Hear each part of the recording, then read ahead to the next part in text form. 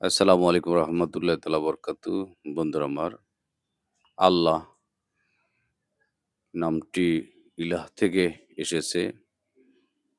আর ইল্লাহ শব্দের মূল লাহ। লাহ বিস্ময় প্রকাশ শব্দ। বিশ্বের সৃষ্টিকর্তার যথার্থ ন- নাম আল্লাহ, যার সম্পর্কে বিস্ময় ছাড়া আর কিছুই আমরা প্রকাশ করতে পারি না।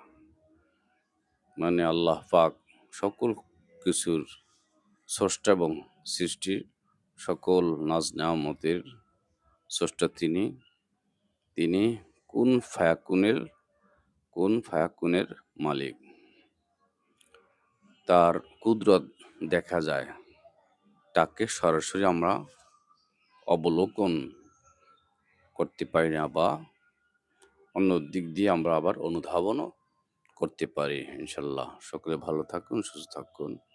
আল্লাহ পাকের স্মরণ জিকির করি, আল্লাহ পাকের নাজ নেয়ামত আমরা ভক্ষণ করি, আমরা গ্রহণ করি, তার শুকুর আদায় করি। আলহামদুলিল্লাহ রবিল আলমিন।